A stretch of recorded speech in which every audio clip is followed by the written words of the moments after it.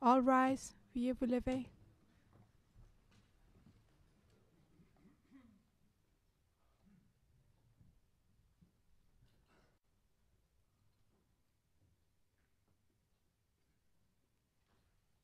Please be seated. Veuillez vous asseoir.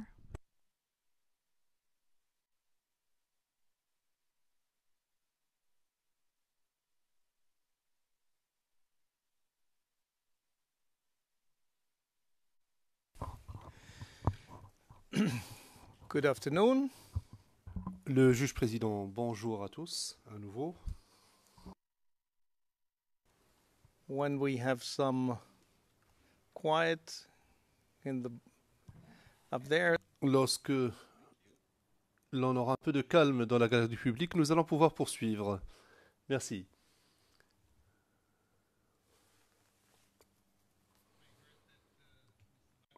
J'ai appris que M. Gbagbo avait quelques problèmes pour ce qui est de son écran. Je crois que quelqu'un est censé venir vous aider. Voilà, je voulais simplement vous en informer. Rebonjour, Madame le témoin. for the legal representative of victims. Présent, c'est aux représentants légaux des victimes de vous poser des questions. Sur ce, je donne la parole à Monsieur le représentant légal des victimes. Allez-y. Le représentant légal des victimes, bonjour, merci Monsieur le Président, bonjour à tous. Pendant la pause, et nous avons passé en revue les questions qui ont été posées par l'accusation et pour accélérer la procédure, nous avons décidé de ne pas poser de questions à ce témoin. Le Président, je vous remercie. Donc, le représentant légal des victimes n'a pas de questions à vous poser. Je me tourne maintenant vers l'équipe de défense de M. Gbagbo et je donne la parole à Maître Altit. Merci, Monsieur le Président. Monsieur le Président, Madame, Monsieur, l'interrogatoire du témoin sera conduit par Madame Naouri au nom de l'équipe de défense de Laurent Gbagbo.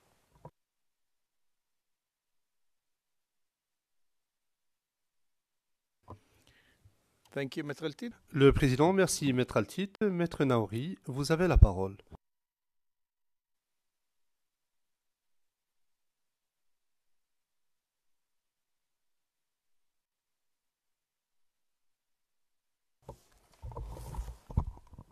Merci, Monsieur le Président. Bonjour, Madame le témoin. Bonjour, Madame.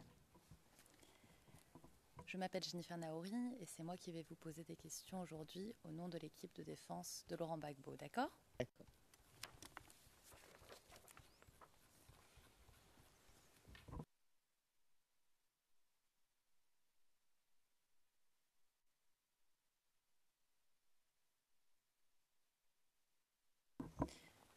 Alors ce matin, quand vous répondiez aux questions du représentant de l'accusation, vous nous avez dit que vous étiez experte devant les tribunaux à Abidjan. Et moi, je voudrais vous demander dans quel type d'affaires vous aviez été appelé comme expert à la barre.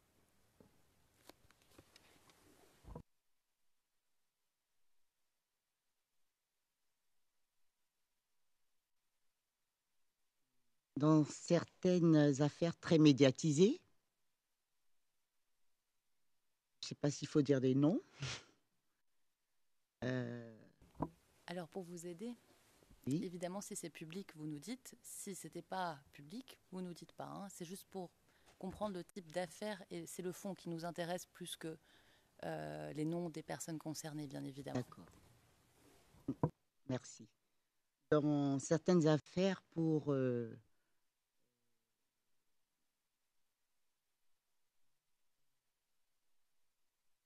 les termes juridiques, moi, je ne sais pas les utiliser pour la mort d'un journaliste très connu également. Et également dans une autre affaire pour la mort d'un fonctionnaire international. Et pour également, mes souvenirs sont bons, enfin moi celle-là je suis sûre, et je sais que depuis les événements de 99 en Côte d'Ivoire, il y a eu des événements également pour lesquels nous avons été entendus, mais je ne saurais vous dire avec précision.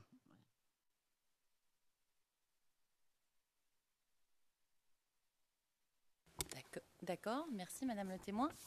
Et vous avez été auditionné lors du procès de Simone Gbagbo à la cour d'assises d'Abidjan, n'est-ce pas?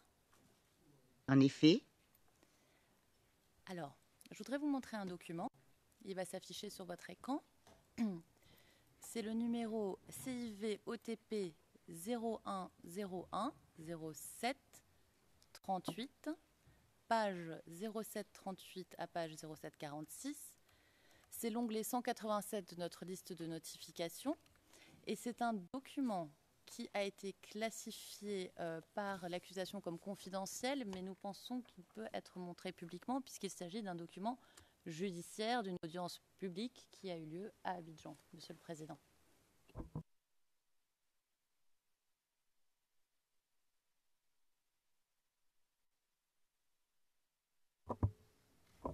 Mr. Prosecutor?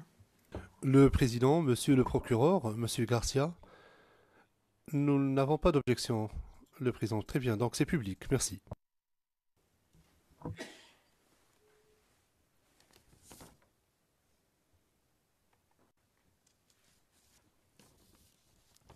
Alors ma première question, Madame le témoin, c'est est-ce que vous avez déjà vu ce document?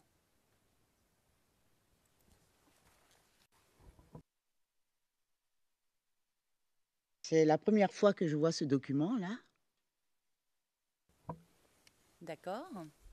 Alors, vous voyez que tout en haut du document, donc sur la première page, la page 0738, il est indiqué audience du témoin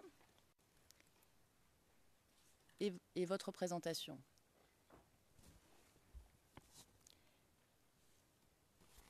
Est-ce que vous souhaitez qu'on vous remette une copie papier de ce document pour que vous feuilletez rapidement? Ah. Non, mais comme vous le souhaitez, et pour nous dire si ça correspond bien à l'audition, à votre audition devant la cour d'assises d'Abidjan, le 9 novembre 2016. Ou est-ce que vous voyez suffisamment sur l'écran? C'est ça ma question. Je vois suffisamment sur l'écran. D'accord. Alors, pour l'instant, on en reste là avec ce document, puisque vous nous avez dit que vous avez témoigné. Est-ce que le procureur de la Cour pénale internationale vous a proposé de vous inscrire en qualité d'expert sur la liste tenue par le greffe de la Cour pénale internationale? Si vous pouvez répéter, s'il vous plaît. Je vais formuler autrement. Oui, Nous, ici, à la Cour pénale internationale, on a aussi une liste d'experts. oui. Et moi, ma question, c'est est-ce que le procureur, puisque vous avez reçu des lettres de mission du procureur de la CPI, D'accord. est-ce qu'il vous a proposé que vous soyez aussi inscrite sur cette liste d'experts auprès de la CPI, donc ici devant cette cour? Non. D'accord.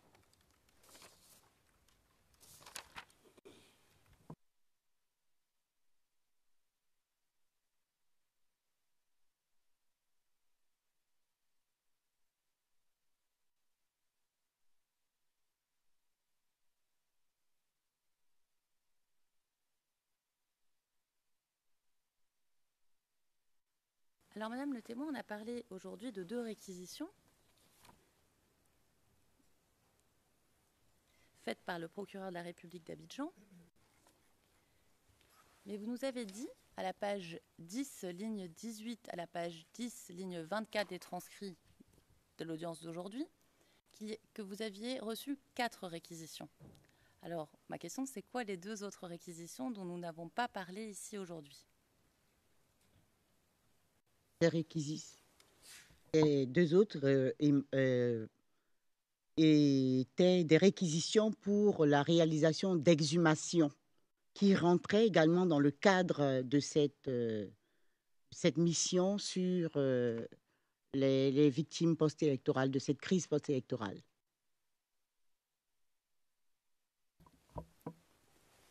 D'accord. Donc, ces 2 réquisitions supplémentaires, vous les avez archivées où?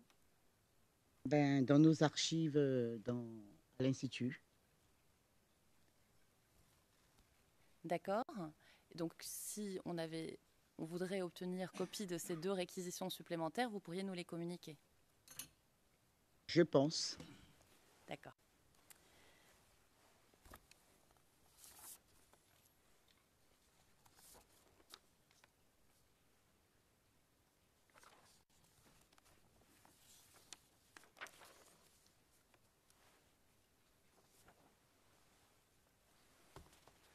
Alors, d'abord concernant la première réquisition,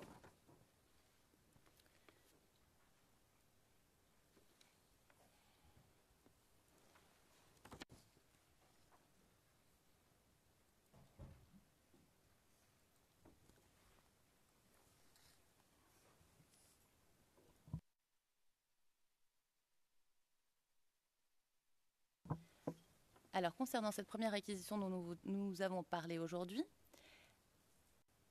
sous quel gouvernement étions-nous en Côte d'Ivoire à ce moment-là? La première réquisition de janvier 2011. Sous le gouvernement du président Laurent Gbagbo.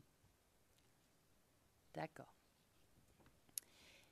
Et est-ce qu'en cas de mort suspecte, c'est la procédure habituelle de vous réquisitionner, vous en tant que médecin légiste, afin d'essayer de déterminer la cause du décès? Effectivement, c'est une indication pour faire intervenir le médecin légiste en matière de thanatologie.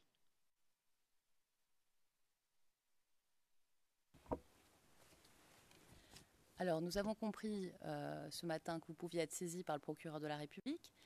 Est-ce que vous pouvez aussi être saisi par un officier de police judiciaire?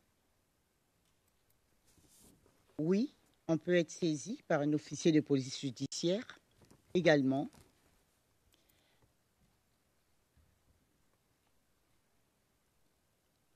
Donc, vous rendez des comptes à ce moment-là à l'officier de police judiciaire si c'est lui qui vous saisit? Oui, il nous saisit, mais c'est visé, si vous voulez, par le parquet, un procureur ou un substitut. Donc, je suppose que c'est un officier qui a eu mandat pour que l'on fasse ce travail et le rapport est rendu, en tout cas, via cet enquêteur, ce policier. Voilà. D'accord. Et le directeur de la police criminelle, est-ce que vous lui rendez des comptes? Effectivement, le directeur de la police criminelle, s'il nous saisit, nous lui rendons des comptes si c'est lui le mandant. D'accord.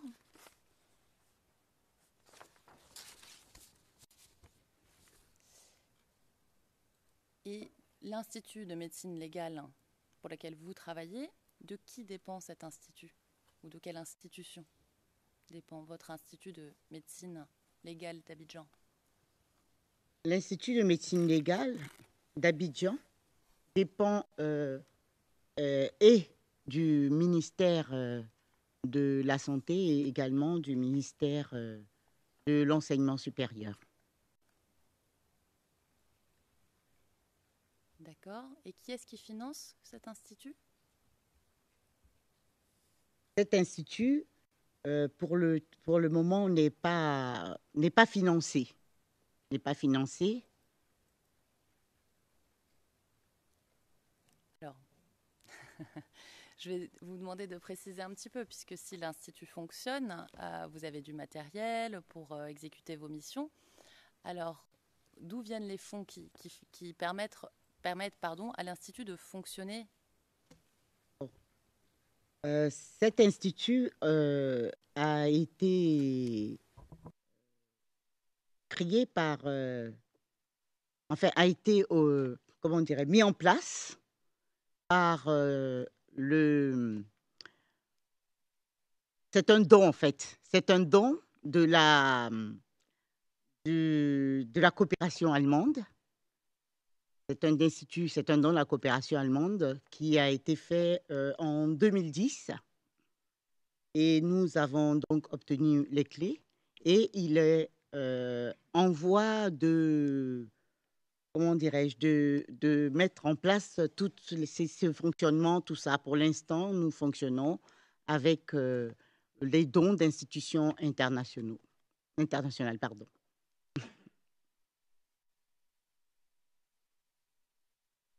En nature. Hein. D'accord. Donc, quand vous dites en nature, vous voulez dire le matériel? Oui, tout à fait, tout à fait.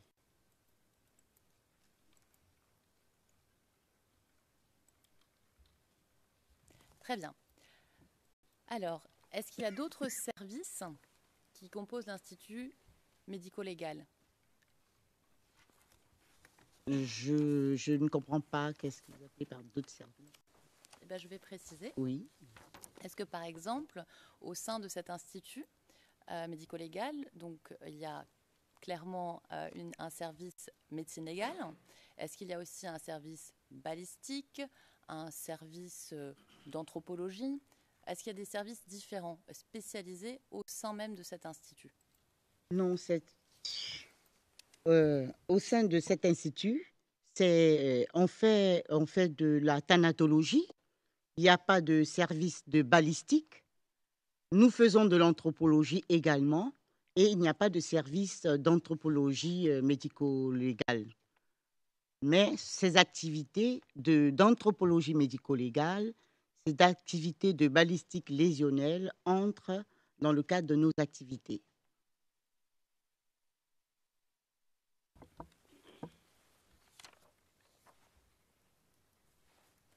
D'accord.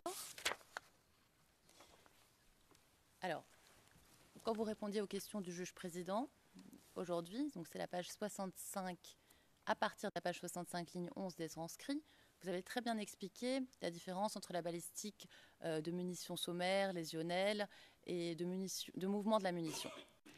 Moi, j'ai une question qui concerne justement cette balistique de munitions. Si vous avez extrait un fragment, par exemple, et vous voulez le faire analyser, pour savoir justement quel type de munitions aurait tiré ce fragment, comment vous procédez? Est-ce que vous pouvez nous expliquer la procédure?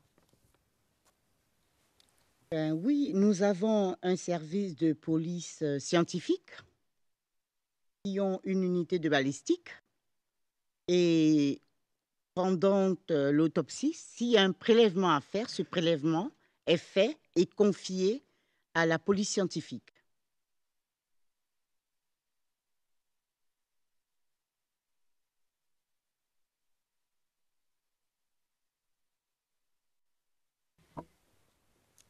D'accord.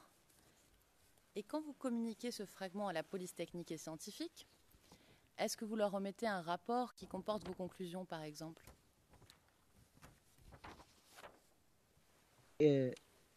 Disons que cette communication, elle se fait directement quand ils sont là, on examine et on a des conclusions que l'on fait sur place, évidemment.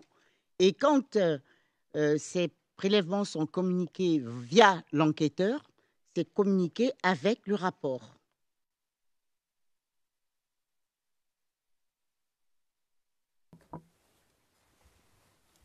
D'accord. Alors, je vais reprendre un petit peu par étapes ce que vous venez de dire. Quand vous dites quand ils sont là, est-ce que ça signifie que des membres de la police technique et scientifique sont présents lors d'un examen que vous faites, que ce soit un examen externe ou une autopsie? Ben oui, parfois ils sont présents, parfois ils ne le sont pas. Mais la plupart du temps, ils sont présents et à qui on communique donc tout ce qu'on a pu retrouver sur le corps. D'accord.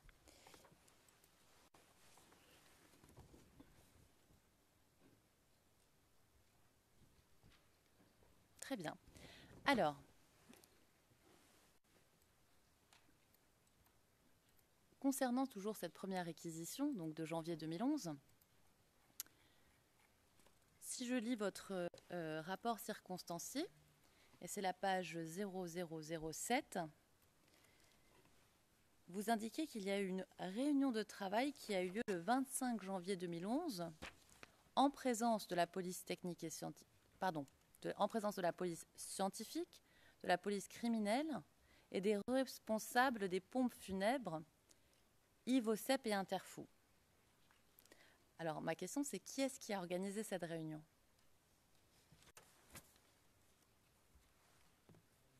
C'est nous qui avions demandé à ce que cette réunion, comme c'est mentionné ici, soit faite pour justement coordonner nos activités. Puisque notre tâche était de prendre en charge ces victimes, il était important que l'on puisse se réunir pour pouvoir coordonner nos activités, donc que les corps puissent être acheminés et ensuite retournés dans leur morgue d'origine, et éventuellement pour que les prélèvements qui pouvaient être faits soient également confiés à la police scientifique.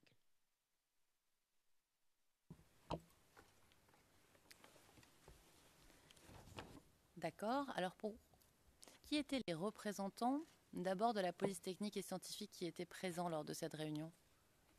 Là, je ne saurais vous dire exactement qui était présent, mais les personnes indiquées là, disons les services indiqués là, avaient un représentant.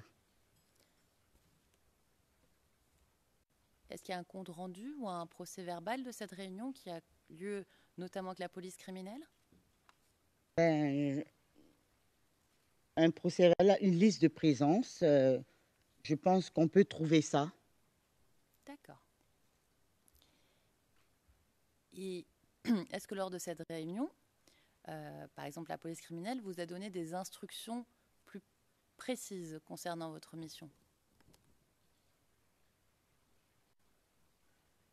C'était un échange. Et donc, je ne peux pas vous dire, ça remonte, s'ils m'ont donné des instructions précises. Il s'agissait là vraiment de coordonner nos activités respectives. D'accord. Alors, est-ce que vous pouvez nous expliquer un petit peu comment justement vos activités respectives ont été coordonnées? Ben, il s'agissait, comme je dis, de recevoir les corps, puisque nous n'étions pas les conservateurs, nous n'étions pas responsables de la conservation de ces corps. C'était bien indiqué dans les réquisitions où ces corps se retrouvaient. Et donc, ces pompes funèbres devaient acheminer les corps à l'Institut. Il s'agissait quand même de les prévenir que c'était leur responsabilité, l'acheminement de ces corps, et qu'un registre, justement, serait tenu à l'Institut pour l'acheminement de ce corps, la date, l'heure d'arrivée du corps, également le chauffeur du corbillard, et également la date et l'heure de la sortie du corps, en tout cas de la restitution du corps aux pompes funèbres pour qu'il retourne dans la morgue d'origine. Donc c'était important. Et également qu'on leur dise qu'il fallait peut-être transporter ces corps avec beaucoup de précautions, qu'ils soient transportés comme ils les avaient trouvés éventuellement, pour qu'il n'y ait pas de déperdition d'indices. Et donc, c'était important pour que ces responsables le sachent. Pour la police scientifique, en tout cas en ce qui nous concerne, c'était pour leur dire qu'ils avaient également la responsabilité de récupérer les prélèvements éventuels, de faire les iconographies, les clichés photographiques de ces corps pour ne pas justement qu'on soit gêné en salle par les activités des uns et des autres, qu'il y ait une bonne coordination.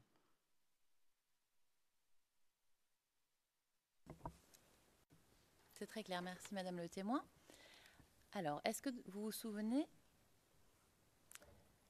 s'ils vous ont indiqué lors de cette réunion le nombre de corps que vous alliez devoir examiner? Je n'ai pas souvenir de cela. Ils ne nous ont pas indiqué qu'il y avait un certain nombre de corps, mais qu'il y avait de multiples corps à examiner. D'accord. Alors, comme vous venez de me dire que vous ne vous souvenez pas, je vais essayer de vous rafraîchir la mémoire. Avec le document CIV OTP 0048 1360, page 1362.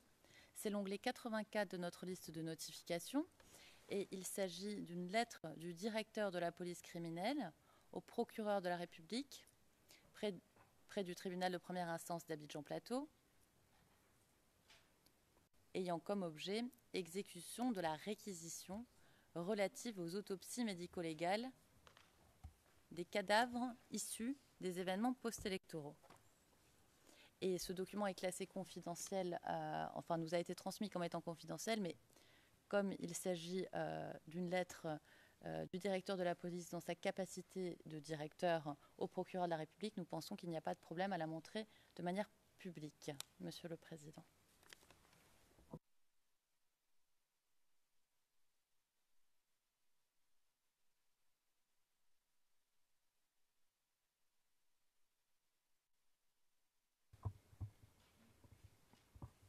Merci, Monsieur le Président.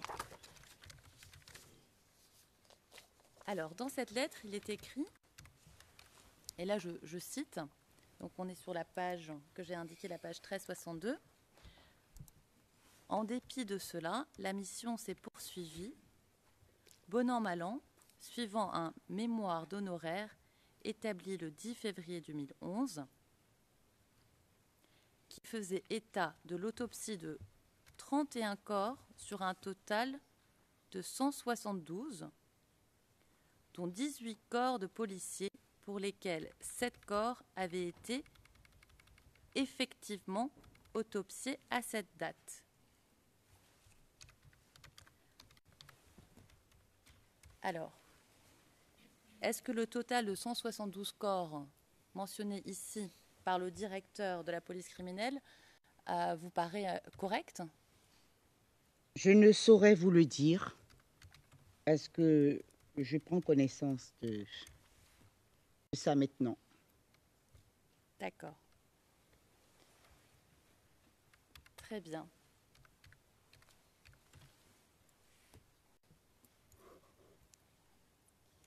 Alors, est-ce qu'il y a eu d'autres réunions après cette réunion du 25 janvier 2011?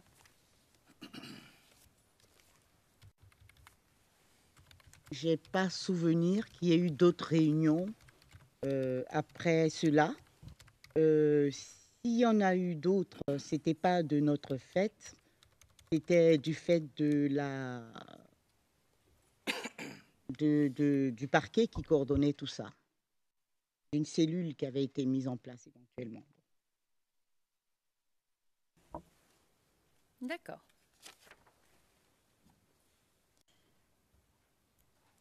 Alors,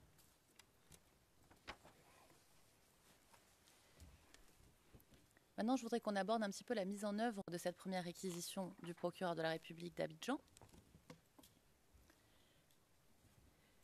Et pour comprendre comment ça fonctionne,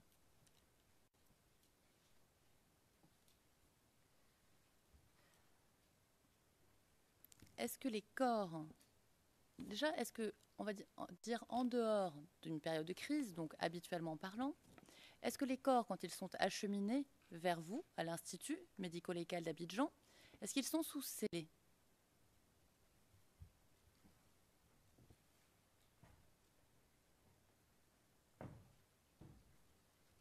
Habituellement, les corps qui nous sont adressés à l'Institut de médecine légale ne sont pas sous scellés. D'accord. Et habituellement, quand les corps vous arrivent, est-ce qu'ils ont été conservés dans des conditions acceptables? Est-ce qu'ils ont été maintenus réfrigérés? En principe, oui, les corps sont gardés en milieu frigorifique avant de nous les acheminer. Bon, je ne peux pas vous dire si c'est tous les jours parce qu'on reçoit des corps en bon état, comme des corps en putréfaction, dans des états différents. D'accord. Et vous nous avez parlé du registre tout à l'heure que vous avez mis en place lors de l'exécution des 2 réquisitions du procureur d'Abidjan. Mais alors en temps normal, comment ça se passe quand un corps est réceptionné par votre institut? Est-ce qu'il y a aussi un registre manuscrit ou ça se passe autrement? Ah non, non, ça ne se passe pas autrement, c'est la même procédure. Seulement, nous avons réservé pour ne pas pour pas faire la part des choses entre le quotidien et cette mission spéciale, nous avons réservé un registre spécialement pour ces victimes-là. D'accord. Et combien de corps peuvent être conservés à l'Institut médico-légal? À l'Institut de médecine légale, nous avons une capacité de 53 casiers.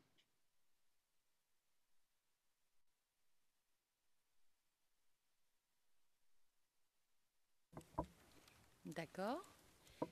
Et on va dire en temps normal, combien de temps après l'arrivée d'un corps à l'Institut de médecine légale, il y a soit un examen externe, soit une autopsie?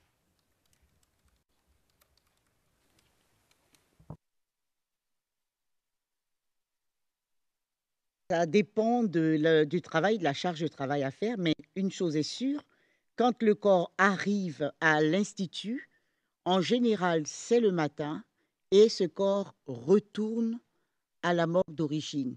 Aucun corps, pour l'instant, n'est gardé à l'institut. D'accord.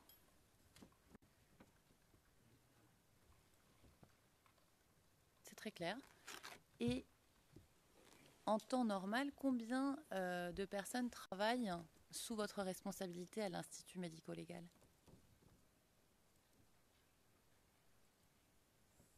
Et, 5 autres médecins légistes diplômés,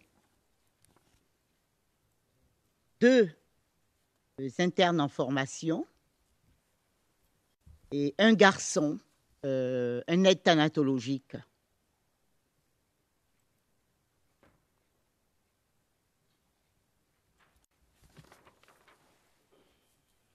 D'accord.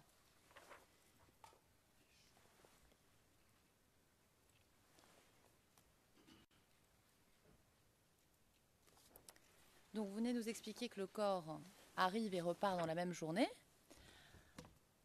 À quel moment le corps est-il identifié quand il arrive le matin, comme vous dites, et qu'il repart quelques heures ou à la fin de la journée? En temps normal, hein, je parle bien. Je ne parle pas de l'exécution de la réquisition, des 2 réquisitions pour être plus exact.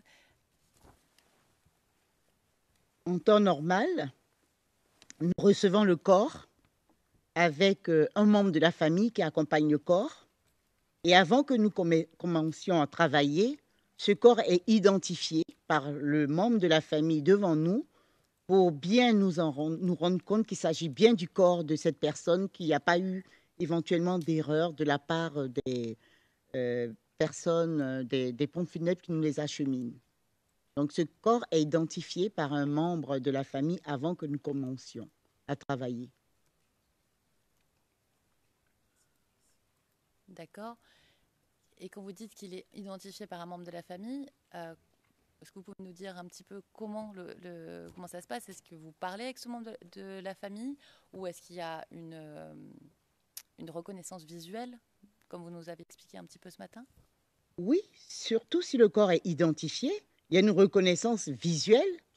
On demande bien à ce membre de la famille s'il s'agit bien du corps du membre de sa famille, avant bien sûr de commencer nos opérations, dès que nous recevons le corps.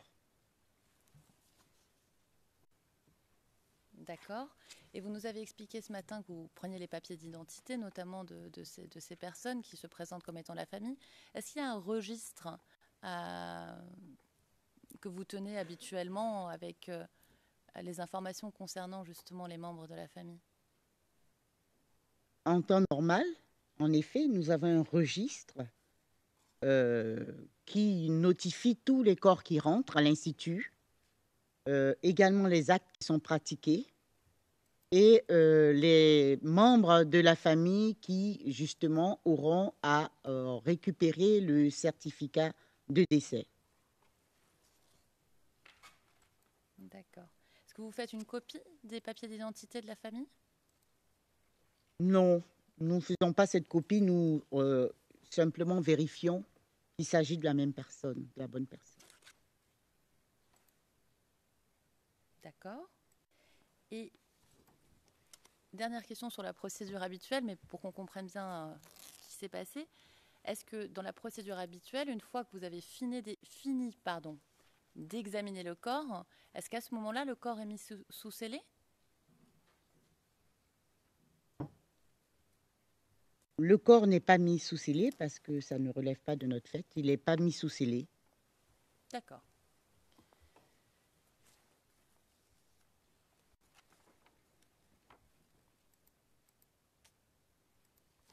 Alors, concernant cette première réquisition du procureur de la République d'Abidjan, est-ce que vous avez pu examiner tous les corps qui vous avaient été acheminés sous cette première réquisition? Oui, comme vous dites, tous les corps qui ont été acheminés ont été examinés.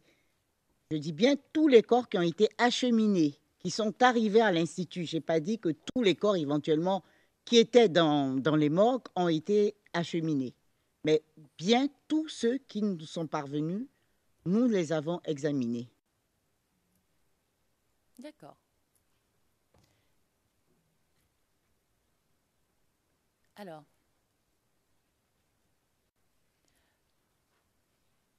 ce matin, quand vous répondiez aux questions du représentant du bureau du procureur, et c'est la page 17, ligne 16 à 25, vous expliquiez que vous aviez arrêté, enfin que vous aviez été obligé d'arrêter votre mission pour des raisons d'insécurité. Est-ce que c'est correct, n'est-ce pas? Oui, c'est correct. Alors, je voudrais que l'on regarde ensemble toujours le même courrier du directeur de la police criminelle du 8 mars 2011, donc adressé au procureur de la République près du tribunal de première instance d'Abidjan. Donc c'est encore une fois le CIV OTP 0048 1360,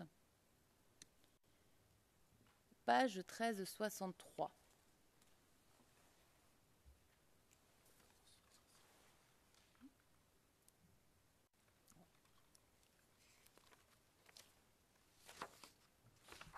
Ah, j'ai dit page 1363, mais nous commençons à la toute fin de la page 1362.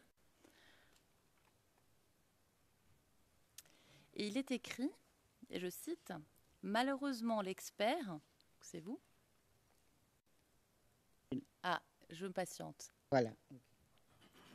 Alors je reprends. « Malheureusement, l'expert s'est vu contrainte, dit-elle, de mettre fin aux opérations entreprises au motif que la persistance du défaut criant de matériel en rendait la poursuite impossible, que la commande de matériel en Europe n'était pas parvenue, certainement à cause de la situation de crise du pays,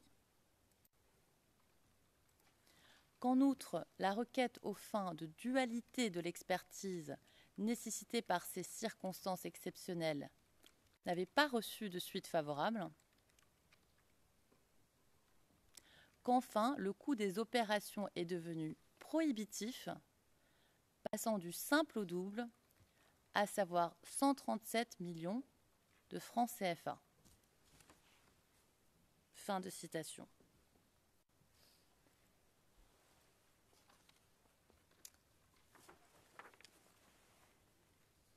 Alors, ma question, Madame le témoin. Donc, quand vous indiquez les raisons de votre arrêt d'opération, vous parlez de l'insécurité, mais vous parlez pas du manque de matériel. Pourquoi? Écoutez, le manque de matériel est évoqué dans ce courrier qui ne relève pas. J'aimerais bien savoir. Voilà, c'est pas un courrier qui relève de mon fait, donc. Alors, Madame le témoin, oui, c'est pas vous qui avez écrit le courrier, on est tout à fait d'accord. Mais ce courrier est un courrier du directeur qui parle de ce que vous lui auriez rapporté. C'est pour ça que moi, je vous pose la question, puisque quand il parle de l'experte, il parle de vous. Donc, il y aurait eu des échanges entre vous et le directeur à qui vous devez en plus rendre des comptes, puisque vous nous avez dit qu'il était votre responsable.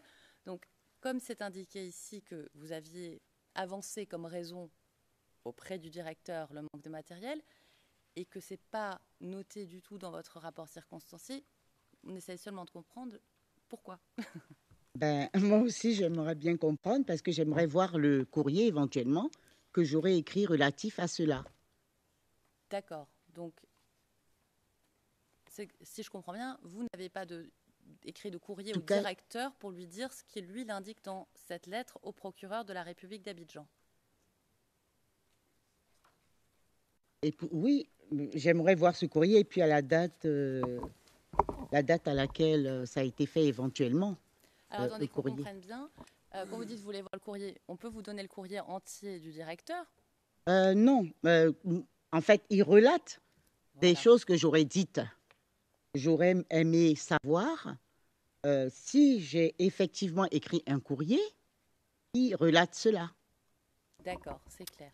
Your Honor, if I may. Monsieur Garcia, Monsieur le Président, avec votre permission, le Président, oui. Monsieur Garcia, juste une question de procédure. S'il s'agit de confronter le témoin à un document produit par une tierce partie, il conviendrait alors de présenter ce document au témoin afin qu'elle sache de quoi il s'agit. La dernière partie de cette question, des questions étaient de nature argumentative. Donc mais on peut remettre un classeur si ça aide. La dernière partie n'était bien sûr pas argumentative puisque j'expliquais au témoin de quoi il s'agissait. Je n'étais pas en train de faire un argumentaire, loin de là. Voilà. Yeah, the problem is Le président, le problème c'est qu'il ne convient pas de confronter le témoin à quelque chose qui émane d'une autre personne, d'une tierce partie. Ce n'est pas elle qui a rédigé cela. Quoi qu'il en soit, veuillez poursuivre maintenant. Président.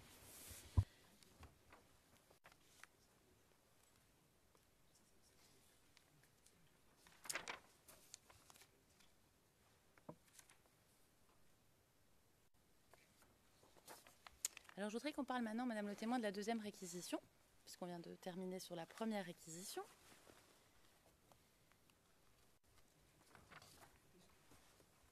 Et sur cette deuxième réquisition, qui est le numéro CIV OTP 0073 1099, c'est l'onglet 85 de notre liste de notifications. Encore une fois, il s'agit d'un document confidentiel, mais on pense que ça peut être montré publiquement puisqu'il s'agit d'un document émanant du procureur de la République d'Abidjan.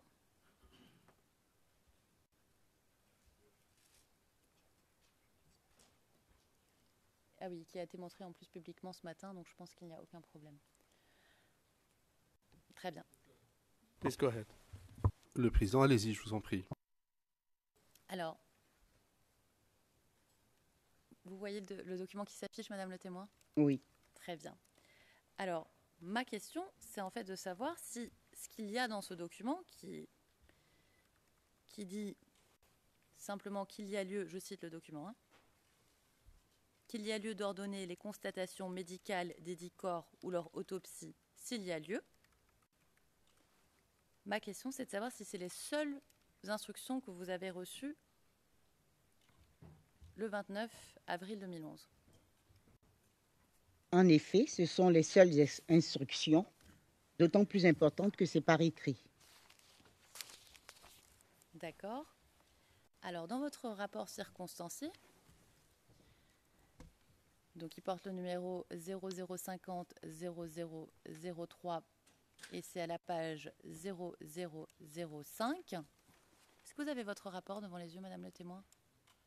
Non? Alors, on va vous donner une copie de votre rapport. Vous savez, pour le rapport, c'est vraiment fondamental.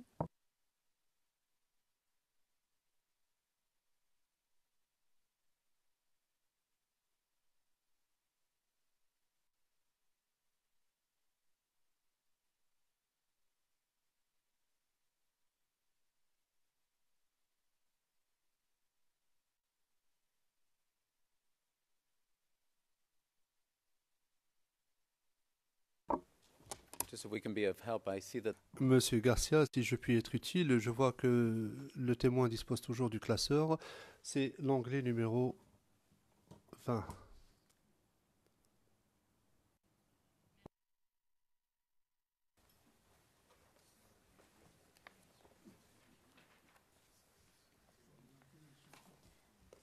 Alors, Madame le témoin, comme je vous le disais, c'est la page 0005.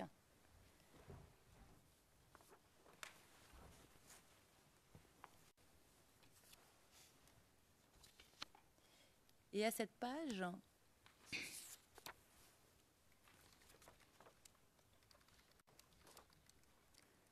vous indiquez des instructions très détaillées. Je ne vais pas lire tous les tirés. Procéder à l'examen médico-légal et à la description détaillée des cadavres issus des événements post-électoraux survenus en Côte d'Ivoire. C'est le premier tiré, et puis ensuite, il y en a d'autres.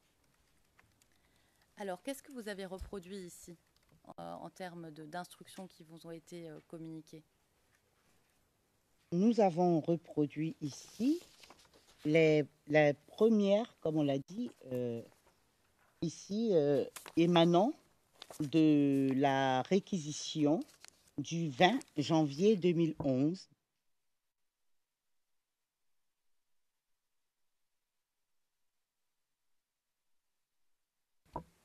D'accord.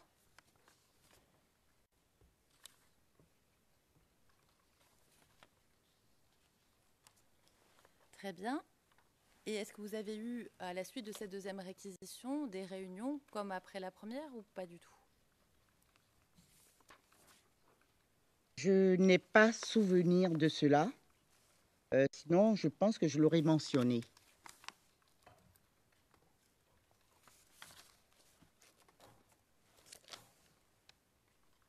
D'accord.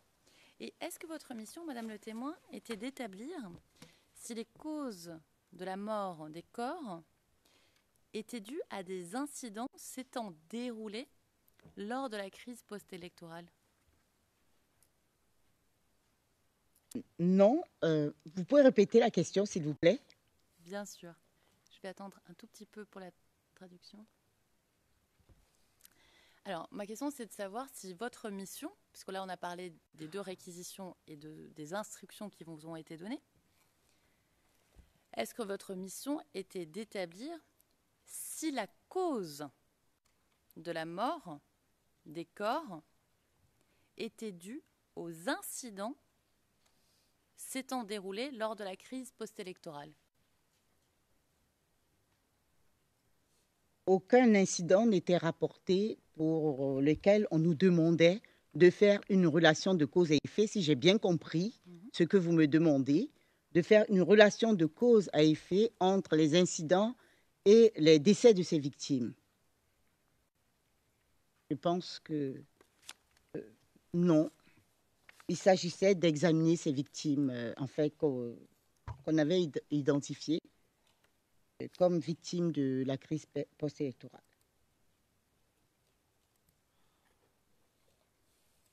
Alors, vous dites comme victime de la crise post-électorale à l'instant.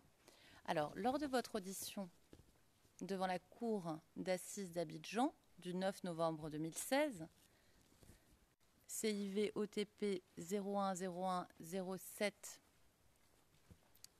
38, page 0742, qui peut donc être montrée publiquement, à la question qui vous était posée, et je cite, « Sur quels critères vous êtes-vous basé pour dire que tel est mort de la crise post-électorale et tel autre à la suite d'un braquage ?» Vous dites « Cela ne fait pas partie de ma mission de dire que le corps est de la crise ou non. Je n'ai pas dit que tous les corps sont issus ou victimes de la crise post-électorale. Ce n'était pas mon rôle de déterminer si quelqu'un est mort à la suite d'un braquage pendant la crise post-électorale. » Fin de citation. Est-ce que c'est correct ce que je viens de dire, Madame le témoin? Si c'est écrit, je n'ai pas ça en face de moi. Ah, c'est pas affiché. Non. Alors, à ce moment-là, on va vous remettre une copie papier de ce document. Hein. Comme ça sera plus évident pour vous de suivre. And Your Honor, if I may. Monsieur Garcia, Monsieur le Président, Monsieur Garcia, s'agissant de ce type de document qui n'émane certainement pas de l'accusation, où il s'agit d'une déclaration qui a été prise, il y a d'autres formalités qui doivent être suivies. Par conséquent, je demanderai à ce que la première question soit la suivante. Est-ce que le témoin reconnaît avoir fait cette déclaration? Ce qui servirait de base à la question, après quoi elle pourra interroger le témoin sur les thèmes qui intéressent ma contradictrice de la défense. Je crois que c'est la procédure qui est susceptible d'être juste envers le témoin. Nous n'avons pas d'autres objections sinon. Le président, effectivement, il n'y aura pas d'objection, mais c'est à la partie qui pose ces questions qu'il appartient de décider comment poser ces questions. Et c'est au témoin de dire si elle a compris ou pas, ou si elle souhaite obtenir des éclaircissements. Veuillez poursuivre, maître. Merci, Monsieur le Président. Nous allons juste communiquer au témoin la version papier de ce que l'on vient de lire. Merci.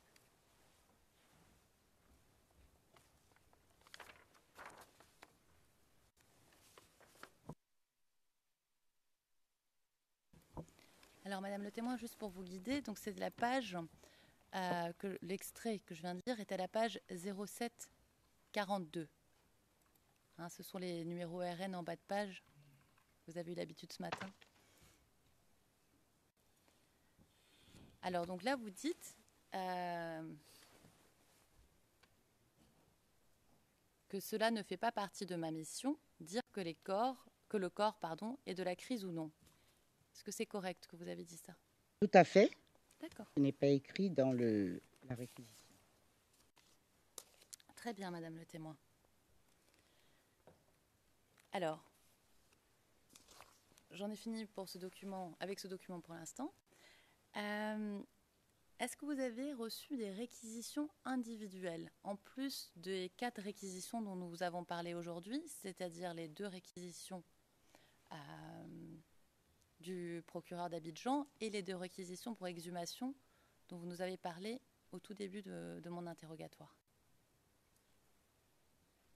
En effet, nous avons reçu quelques réquisitions, je peux vous dire combien, individuelles pour des cas bien particuliers.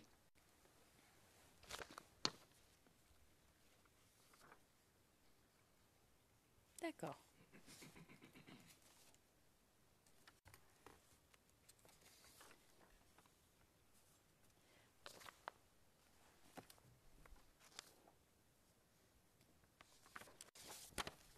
Alors, je voudrais maintenant de nouveau rentrer dans le fond de la mise en œuvre de cette 2e réquisition. Et vous nous avez parlé déjà de l'acheminement des corps. Combien de corps receviez-vous par jour? Je ne saurais vous le dire. Combien de corps on recevait? Quand nous commencions à travailler, nous recevions les corps au fur et à mesure que nous finissions. Et pour certains corps, ça pouvait aller assez vite et pour d'autres, non. Donc le débit était très variable de la réception de ces corps.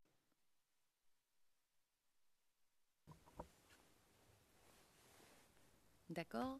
Est-ce que les services de pompes funèbres devaient prendre rendez-vous avant de vous apporter des corps?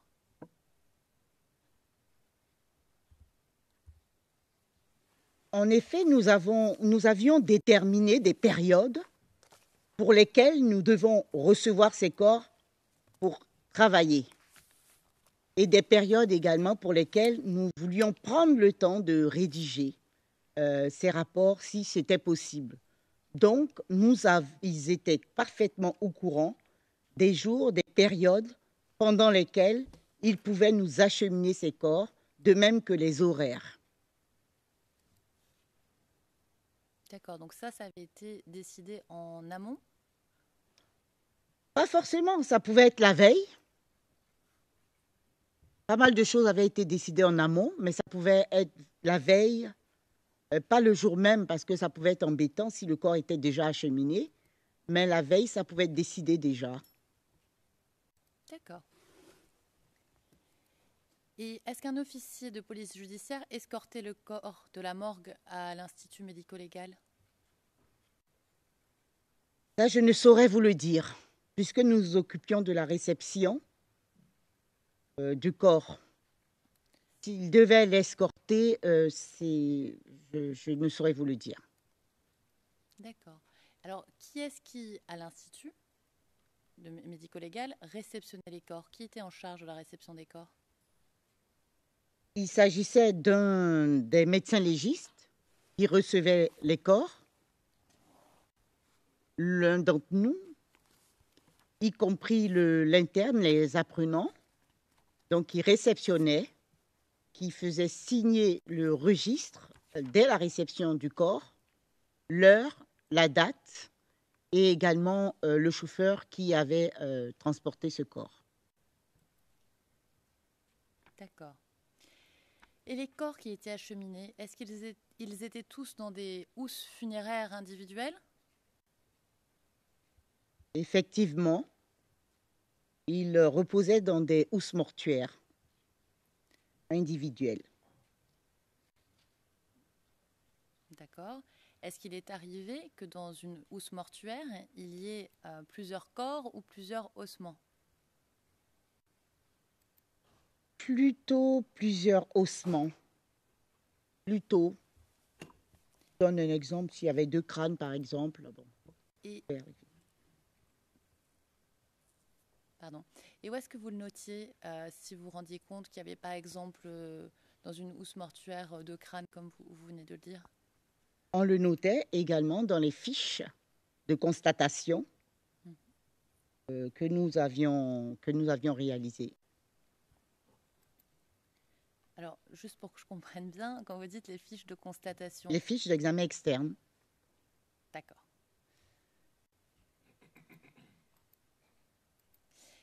Et est-ce que sur les housses mortuaires, il y avait des informations qui auraient permis d'identifier le corps? Oui, oui, oui. Sur les housses mortuaires, il y avait des bracelets d'identité sur le corps, sur notamment la fermeture, la housse même, et à l'intérieur également. Et dans le rapport de la mort, dans le dossier, pardon, de la mort.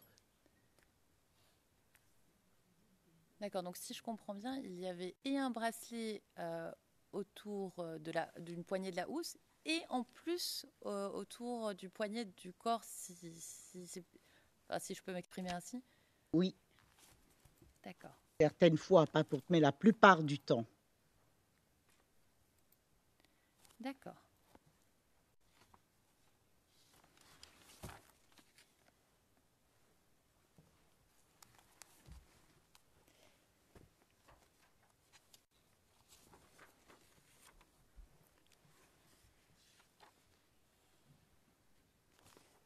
Très bien. Alors, concernant justement l'exhumation des corps, qui était en charge de cette exhumation? Parce que vous nous avez parlé donc d'exhumation, et on sait, quand on lit votre rapport, que 13 corps ont été exhumés. Qui était en charge de cette exhumation? Vous pouvez reformuler votre question sur qui est en charge de ces exhumations? Je vais vous poser... Pardon. Je vais vous poser la question autrement. Est-ce que c'est vous qui supervisiez les exhumations? Absolument pas. Ça relevait du parquet, la supervision de ces exhumations. Nous étions des intervenants comme les autres. D'accord. Alors, est-ce que vous avez, vous, personnellement, assisté aux exhumations? Oui, j'ai assisté à ces exhumations qui avaient été faites. D'accord. Et quand vous assistez à une exhumation, quel est votre rôle? Notre rôle est sur place notamment, de s'intéresser bien sûr au lieu où ces exhumations avaient lieu, de nous intéresser également aux conditions dans lesquelles cette exhumation avait été faite, notamment si les corps reposaient à même la terre ou pas, et donc identifier le lieu, identifier également une fois que on creusait, ce qui ne relevait pas de notre fait, une fois qu'on avait atteint le corps, notre rôle était de descendre à l'intérieur de ces fosses ou de cette tombe pour justement nettoyer, isoler les ossements si c'est au stade d'ossement, ou également pour constater dans la housse, à l'intérieur de la housse, qu'il s'agissait bien d'un corps humain et permettre ensuite l'extraction de ces restes humains. Très bien. Et où est-ce que vous notiez toutes les conclusions ou toutes les choses que vous observiez? Parce que vous nous avez expliqué très bien toutes les différentes étapes auxquelles vous procédez. Est-ce qu'il y a un procès-verbal? Est-ce qu'il y a un rapport qui est rédigé? Comment ça se passe?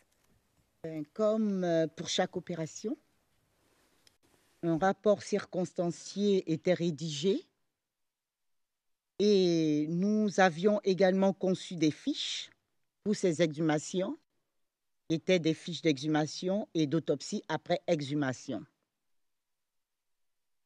pour relever toutes les informations relatives à l'opération d'exhumation.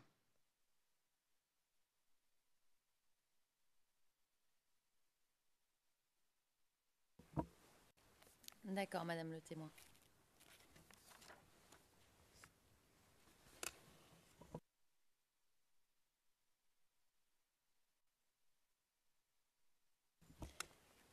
Alors, Madame le témoin, ces fiches d'exhumation dont vous venez de nous parler, est-ce qu'elles sont archivées quelque part? Oui, elles sont archivées dans notre service. Très bien. Donc on pourrait, si on en faisait la demande officiellement, bien évidemment, en obtenir copie. Oui. Si la demande m'est faite officiellement, et bien sûr. Très bien.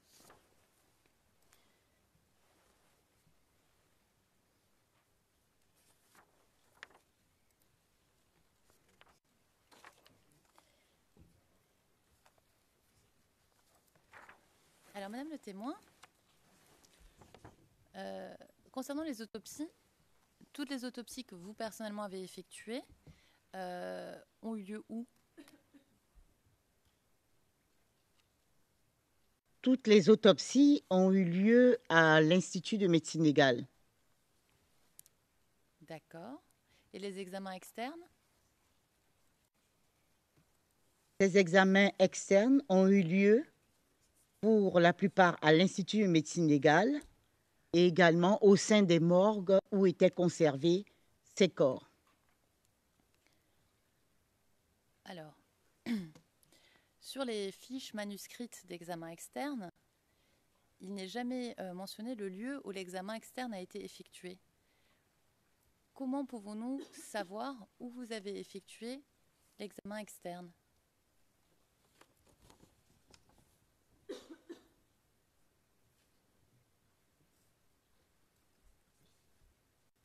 Je pense que cette notion existe dans le registre.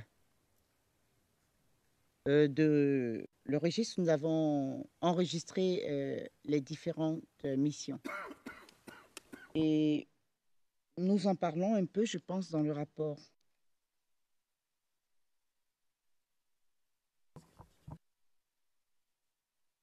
Alors, Madame le témoin, je vais essayer d'éclaircir quelques points, puisque j'arrive pas vraiment à comprendre s'il y a un registre, deux registres, trois registres. Vous aviez parlé de 2 registres aujourd'hui. Il y a, si j'ai bien compris, et arrêtez-moi si je me trompe, il y a un registre dans lequel, quand un corps est acheminé, vous enregistrez l'arrivée du corps. C'est bien ça? Tout à fait. D'accord.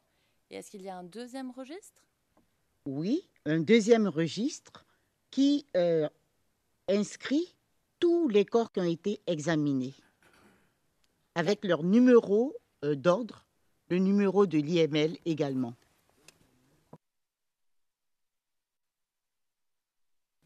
Et celui que le procureur vous a montré ce matin, c'est lequel des deux? C'est le registre où les corps ont été enregistrés, les examens médico-légaux ont été enregistrés.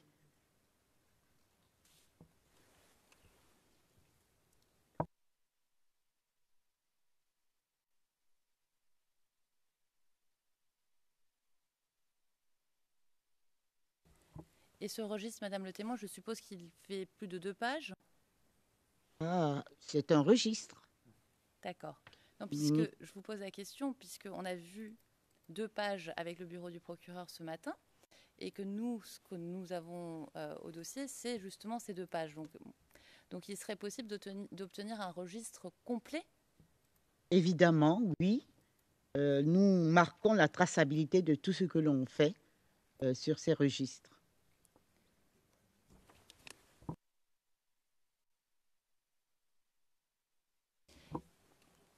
Aussi, concernant le registre dont vous avez parlé, le premier registre qui a été rempli lors de l'acheminement du corps, ce registre peut aussi nous être communiqué? À l'entrée comme à la sortie du corps. D'accord. Et le lieu de l'examen externe, donc soit chez vous à l'Institut, soit dans une morgue privée, c'est indiqué dans lequel des 2 registres, pour que je comprenne bien? Tous les corps qui ont été examinés à l'Institut ont un registre, qui ont été acheminés, je veux dire, qui ont été acheminés. Tous les corps, pas forcément, non, en fait, je me suis mal exprimée. Tous les corps qui ont été examinés, que ce soit à l'Institut ou à l'intérieur d'une morgue, ont été enregistrés dans un même registre.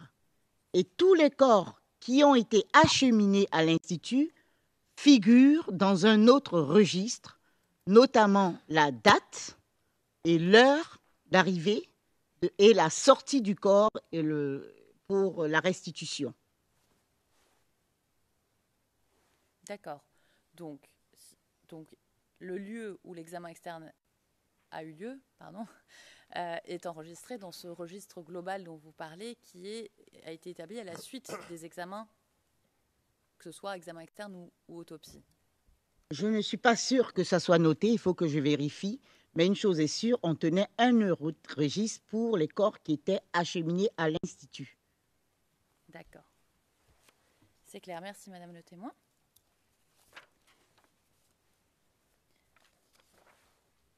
Alors, je voudrais passer maintenant aux différents actes thanatologiques que vous avez effectués.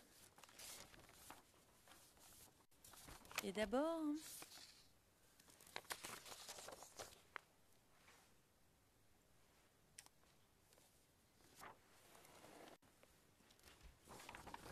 je voudrais vous poser une question concernant la page 0046 de votre rapport.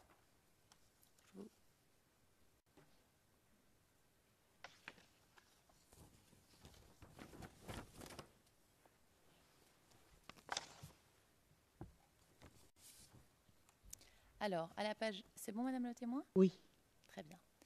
Alors, à la page 0046, vous dites « La prise en charge médico-légale de ces victimes de guerre a consisté à réaliser 50 autopsies judiciaires, dont 13 exhumations, et 739 examens externes détaillés.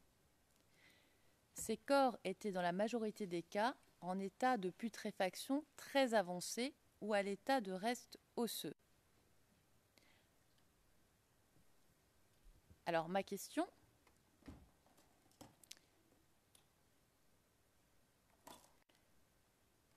est-ce que vous savez pourquoi ils étaient dans cet état de putréfaction très avancé? Je ne saurais vous le dire. Nous n'avons fait que noter ce que nous constations au moment et je n'ai pas de réponse pour ça, puisque je ne m'occupais pas, je ne les avais pas conservés, ils nous étaient acheminés. D'accord. Et quand vous êtes rendu dans les morgues privées, quelles étaient les conditions de conservation des corps dans ces morgues privées? Nous ne sommes pas intéressés aux conditions de conservation, puisque les corps étaient sortis des chambres froides et mis à notre disposition pour que nous puissions travailler au fur et à mesure dans une salle qui avait été aménagée à cet effet.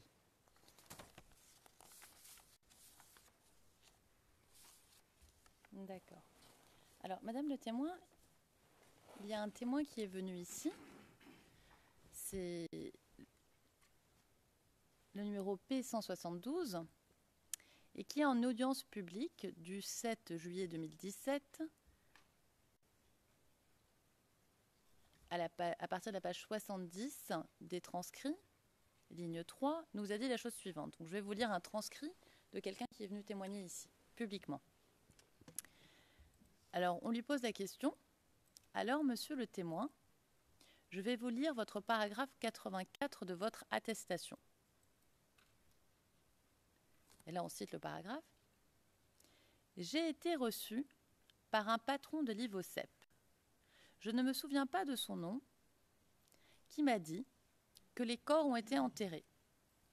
Je lui ai dit que les corps ne sont pas enterrés parce que si les corps ont été enterrés, on aurait été au courant.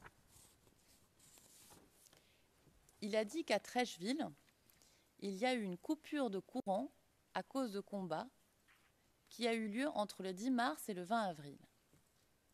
Les corps sont restés 12 à 14 jours sans courant. Les corps ont été totalement gâtés. Je lui ai demandé quand l'enterrement a lieu. Il m'a dit que c'était au mois d'avril, au cimetière d'Abobo Baoulé.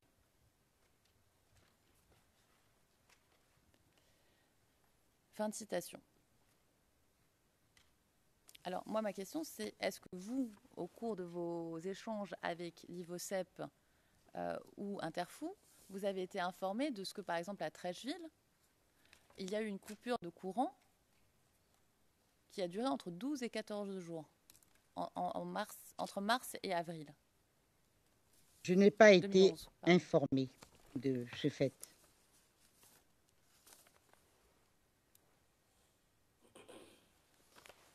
D'accord, donc, mais est-ce que ça n'aurait pas été une information pertinente pour vos analyses médico-légales de savoir comment les corps avaient été conservés? Non, ça ne faisait pas partie de ma mission, d'autant plus qu'ils n'étaient pas conservés à l'Institut. Donc, je ne pouvais pas... Peut-être que ça m'intéressait, mais je ne pouvais pas davantage faire une enquête là-dessus pour savoir pourquoi ils étaient dans cet état. D'accord. Et est-ce que vous savez si des dispositions sanitaires avaient été prises pour éviter tout risque dû à la manipulation de corps putréfiés? Je ne saurais le dire pour les autres, mais pour nous, nous avions pris cette disposition. D'accord. Et vous dites toujours à la page... Enfin, pardon, je ne sais pas si c'est toujours... Non, vous dites à la page 007 de votre rapport...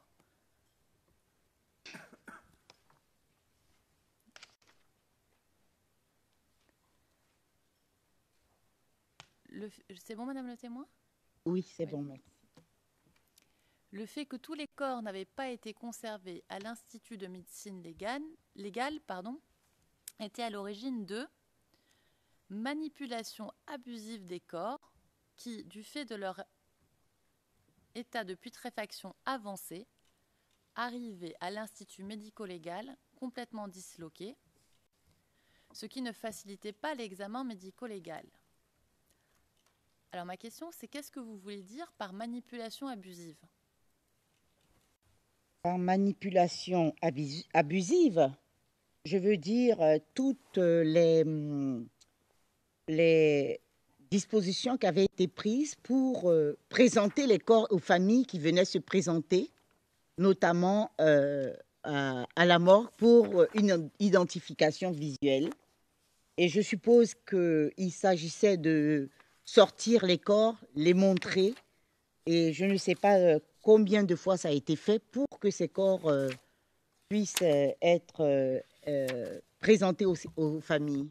C'est de ça que je parlais, de manipulation abusive.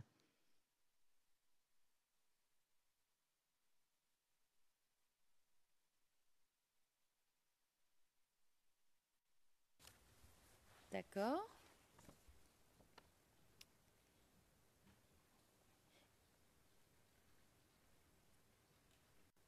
Et est-ce que vous avez donné des instructions aux morgues pour prendre des précautions particulières pour transporter ces corps putréfiés? Ben oui, c'est ce qu'on avait fait d'abord dans la première réunion qu'on avait faite, comme je l'ai souligné, de les transporter de façon correcte et éventuellement changer, enfin pas changer la housse, mais rajouter une housse supplémentaire s'ils devaient les transporter, si l'autre housse était abîmée éventuellement, pour ne pas perdre des indices. Et donc voilà un peu ce qui a été fait, quoi. D'accord.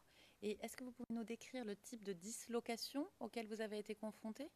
En fait, dislocation, c'est-à-dire que au lieu que le corps arrivait allongé comme il était à l'origine éventuellement, puisque il y avait une fonte des parties molles éventuellement, on pouvait le retrouver dans des positions un peu... c'est-à-dire que les jambes les unes sur les autres éventuellement, ou les ossements des membres inférieurs pouvaient se retrouver au niveau de la tête. Donc, c'était important pour nous de voir comment le corps était conservé, enfin, était positionné, et pour voir également l'entièreté du squelette. D'accord. Et concernant les ossements, qui est-ce qui procédait à l'examen anthropologique? Nous-mêmes, nous faisions l'examen anthropologique médico-légal D'accord. pour les ossements et puis les exhumations. Quand vous dites nous-mêmes, c'est-à-dire que c'était... Les médecins légistes. D'accord. Est-ce qu'ils avaient suivi une formation spécialisée? Oui. Nous avons dans notre cursus également une formation en anthropologie comme en balistique lésionnelle, en anthropologie, et nous sommes servis de ces connaissances-là. D'accord. Et comment les os étaient répertoriés? Les os étaient répertoriés sur un tableau. Donc, il s'agissait de les répertorier, de les reconnaître déjà et de les répertorier suivant le nom et le nombre sur un tableau. Ou bien... Alors, quand vous dites, non, quand vous dites un tableau, c'est-à-dire que vous avez fait un tableau, un tableau dont il y a encore une preuve papier, c'est ça ma question, ou vous avez écrit sur un tableau noir avec une craie, par exemple, pour noter les choses, puisque nous n'avons pas d'éléments où les os auraient été répertoriés, pardon. En fait, la réponse que j'ai donnée, c'est pour chaque individu, je pense. Donc, pour chaque individu, les os sont répertoriés. D'accord. Et qui est-ce qui reconstituait les squelettes? Nous-mêmes, nous reconstituons les squelettes pour chaque individu. D'accord. Et une fois les squelettes reconstitués, vous faisiez quoi des ossements? Il s'agissait maintenant de les examiner, d'abord de les énoncer, de faire un inventaire de ces ossements-là et surtout dans l'opération d'exhumation, hein, je dis bien, hein, de faire un inventaire des os, de dire si le squelette est complet ou pas, et de faire un inventaire de ces ossements-là et de s'intéresser ensuite aux lésions que ces ossements peuvent présenter. D'accord. Et la majorité des squelettes, ils étaient incomplets, complets? Je dirais plutôt complets pour justement ceux qui ont bénéficié des fiches d'examen externe.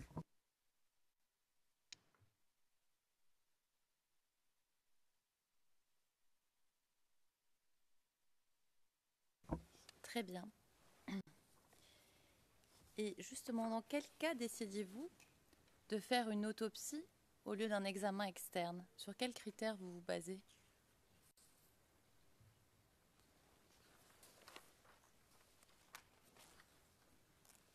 Sur le critère du temps, comme vous avez pu le constater, lors du démarrage de nos activités, lorsque nous avons reçu la première réquisition, ce sont des autopsies qui avaient été réalisées.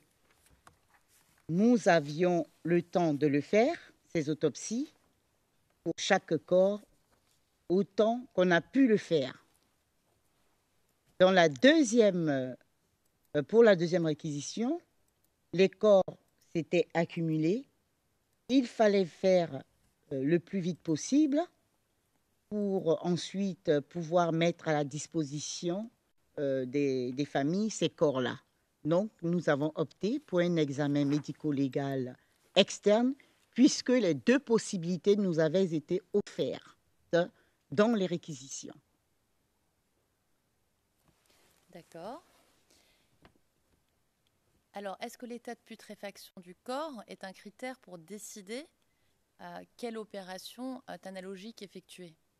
Absolument pas. Un corps en putréfaction peut également faire l'objet d'une autopsie médico-légale.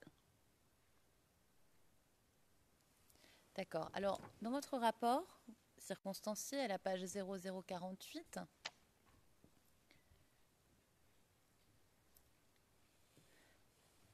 vous dites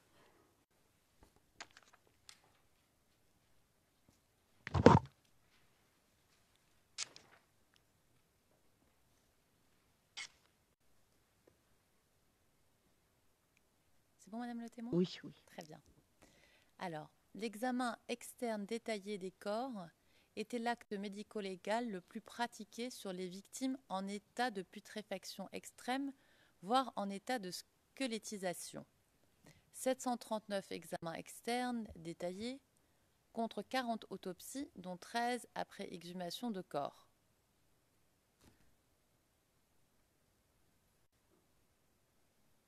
Alors, ma question, c'est pourquoi avoir choisi ou privilégié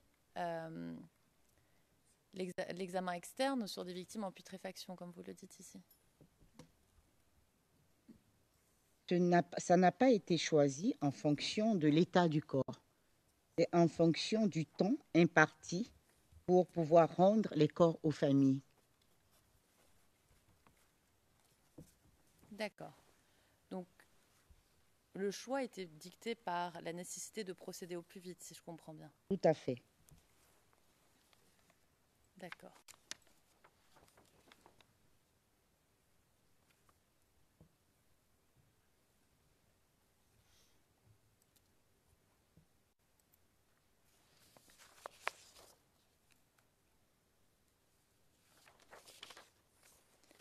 Alors, Madame le témoin, j'ai une question. Combien dure un examen externe en moyenne?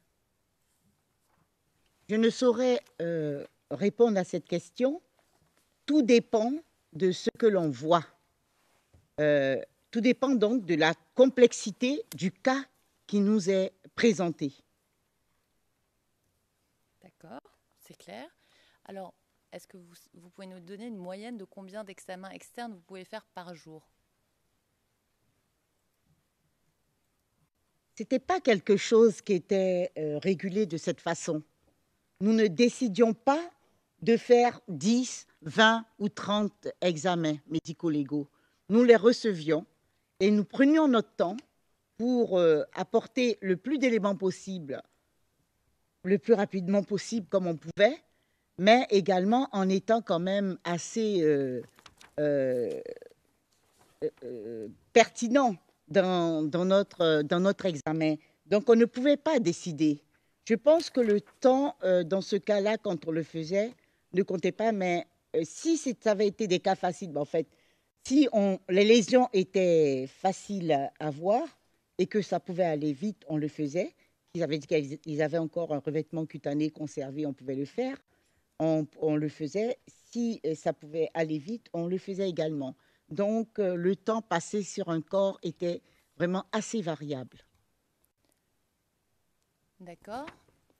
Mais donc vous avez dit, c'est très clair, hein, vous dites, je cite, nous prenions notre temps. Donc vous prenez votre temps pour bien faire les choses. Vous avez donné un chiffre qui va jusqu'à 30 par jour. Est-ce que c'est un maximum du nombre d'examens externes qu'on pourrait faire par jour? Yes, but what do you want? Mais pourquoi insistez-vous? Tout a été très clair. La réponse était très claire. Et maintenant, vous vous acharnez sur les chiffres. Mais c'est toujours la question, quelle est la longueur du procès? Parfois, ça peut être 2-3 jours, parfois, ça peut être 2-3 ans. Madame le témoin, vous vouliez répondre? Oui.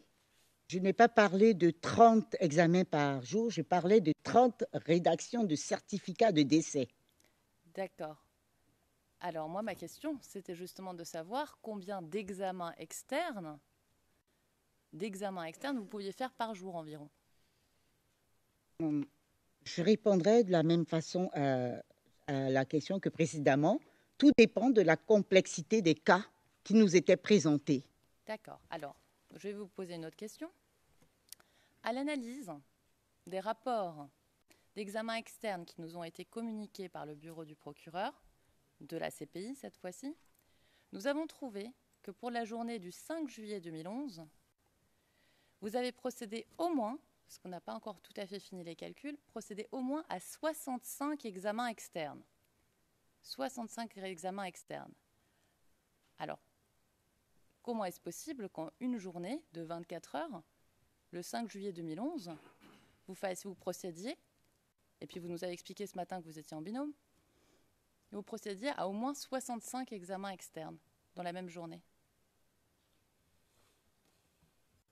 C'est par rapport à la date de l'examen Oui, des corps. c'est les dates indiquées de l'examen. Vous faites bien de D'accord. poser la question, Ok. c'est la date indiquée de l'examen. Nous avons préparé d'ailleurs une liste avec tous les numéros ERN Mhm.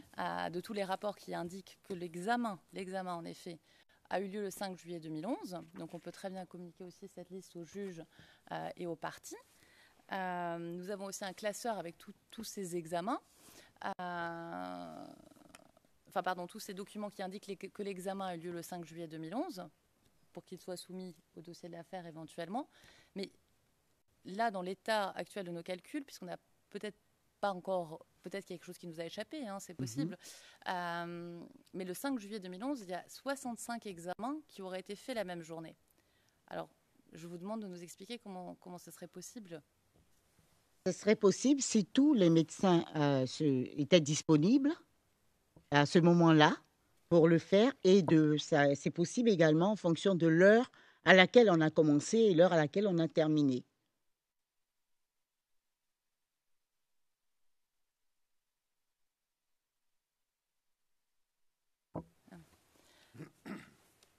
D'accord, mais Madame le témoin, donc vous travaillez avec... Vous étiez combien de médecins légistes, vous nous avez dit?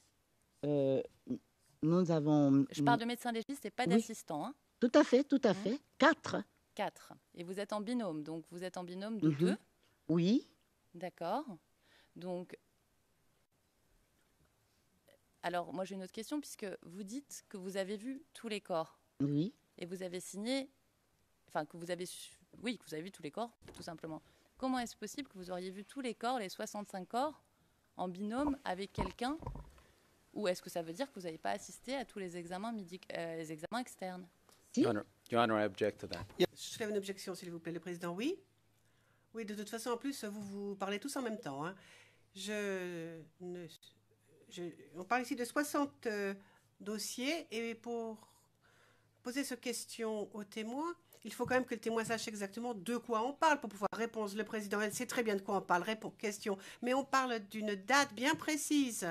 Alors, elle aimerait bien voir les rapports quand même, le président interrompant. Oui, enfin, le témoin peut parler pour elle-même et dire « je voudrais regarder ces dossiers ». Le témoin est parfaitement capable de tout cela. Le procureur n'a pas besoin de défendre le témoin. Si madame le témoin a besoin de regarder quelque chose, elle peut le faire. Elle a juste besoin de le demander. Réponse: oui, mais c'est pour ça que j'interviens, parce qu'elle n'a pas demandé la parole. Je ne suis pas sûre qu'elle soit prête à répondre à ces questions. Et la question a le devoir d'intervenir pour respecter l'équité du procès. Écoutez, arrêtez de parler d'équité. Tout est équitable ici, tout est juste. Et tout a été juste depuis le début. Réponse: enfin, on parle ici de 60 et quelques documents. Le document. Écoutez, comme je me répète, tout est juste depuis le premier jour du procès. Et je ne dis pas depuis le premier jour de l'année 2018, mais depuis le premier jour de ce procès. Président. I told you, Madam Witness, if you need something... Oui, Madame témoin, Madame le témoin, si vous avez besoin de quelque chose, adressez-vous à moi et dites-moi ce qui vous préoccupe. C'est à répondre. Est-ce que vous vous souvenez de ce que vous vouliez dire? Merci, Monsieur le Président. Je voulais dire simplement que l'organisation du travail se faisait sur des horaires qui étaient très variables et que c'était possible puisque on avait des aides qui prenaient les notes, notamment les apprenants, sous notre contrôle, bien sûr, et que j'ai assisté à tous les examens externes. C'était important. D'accord. Je vois l'heure, Monsieur le Président, donc je m'en remets à vous.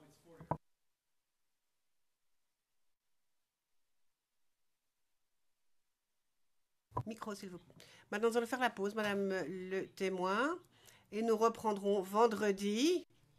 Enfin, moi, je ne trouve pas que 65, ce ne soit pas un chiffre quand même extraordinaire, cela dit. Mais bon, merci beaucoup, Madame le témoin. Nous reprendrons donc vendredi, 9h30. Et sachez que votre témoignage se terminera vendredi prochain, donc. À vendredi, 9h30. Au revoir.